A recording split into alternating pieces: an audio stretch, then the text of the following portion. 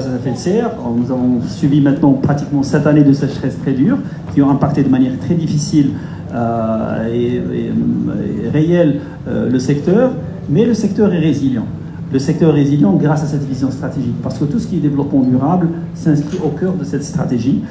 Tous les opérateurs, et je pense que Centrale Danone aussi est un opérateur aussi qui donne beaucoup d'exemples, mais tous les autres opérateurs travaillent aussi dans le même sens.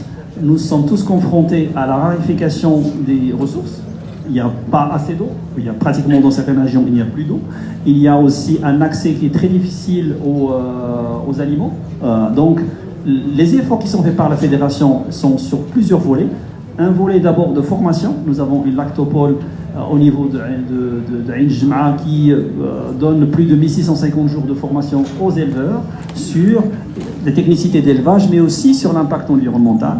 Nous avons aussi des contrats-programmes qui sont en train de donner de support technique, mais aussi de fournir des équipements et de fournir aussi les moyens financiers aux agriculteurs pour augmenter leur résilience. Nous avons aussi des partenariats aussi qui vont avec des associations et avec des universités nationales aussi pour développer des cultures résilientes. Oui, donc pour répondre à votre question, c'est le même objectif, mais de manière un peu plus holistique, et nous supportons bien sûr tous les opérateurs et membres de la fédération pour les encourager à atteindre ces objectifs qui ont été instaurés par la plus haute autorité de l'État. Merci beaucoup, M. Rtat.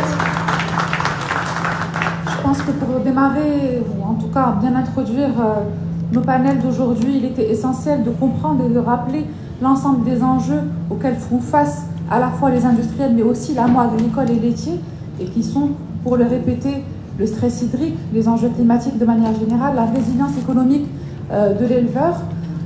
Et aujourd'hui, on a effectivement une profession, un secteur qui est uni face à ces impacts et face à ces problématiques pour y apporter des solutions. Je me permets donc de revenir vers M. Bhowmick. Maintenant qu'on a bien saisi cet enjeu climatique, étant donné votre rôle dans la supervision et la validation des initiatives climat pour la région EMEA, pourriez-vous partager avec l'audience comment Danone envisage de réduire ses impacts dans les exploitations laitières, chez les petits producteurs particulièrement, et quelles sont les stratégies spécifiques déjà mises en œuvre dans la région, dans la région Maroc, Afrique, Moyen-Orient, à cet effet?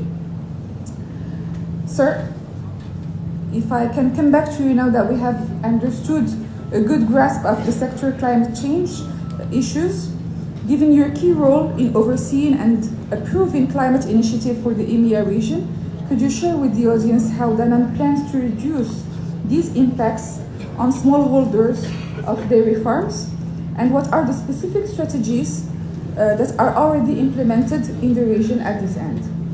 Thank you, Shin. Thank you. Danone takes a 360-degree approach to helping dairy farmers to reduce their impact on climate and methane emissions. We consider the farm as a whole and use the knowledge and experience that we have gained globally to managing farms, along with the experience of our key partners, to help find practical solutions. So our actions actually focus on three areas: improving herd and feed management, reducing emissions from animal waste, and promoting regenerative agriculture. So these actions not only help promote climate change, but also strengthen farm resilience and profitability. So Danone has been working for years, many years, with thousands of farmers deploying concrete solutions in the field, delivering improved yields, higher milk quality, higher incomes from producers, reduced carbon intensity of milk, and greater resilience for farms. To minimize or to maximize the impact, collaboration is essential. We work with partners in several countries to deploy these practices on a large scale and accelerate the adoption of best practices and innovative and adaptive technologies. In our regions, we have many examples of such actions, Morocco being one, then we have in Egypt and also in India. Thank you. Thank you, sir. Français, s'il vous plaît. Danone adopte une approche intégrée à 360 pour accompagner les éleveurs laitiers dans la réduction de leur impact climatique, en considérant l'exploitation agricole dans sa globalité. Ces démarches s'appuient sur l'optimisation de l'alimentation et de la gestion du troupeau, la valorisation des déjections animales en biogaz, ainsi que la promotion de pratiques d'agriculture régénératrices. Ces actions visent non seulement à réduire les émissions de méthane, mais aussi à renforcer la résilience des fermes et la durabilité de la filière laitière. Depuis plus de 15 ans, Danone collabore avec des milliers d'agriculteurs en déployant des solutions concrètes qui ont permis d'améliorer les rendements, la qualité du lait, les revenus des producteurs et de diminuer l'intensité carbone.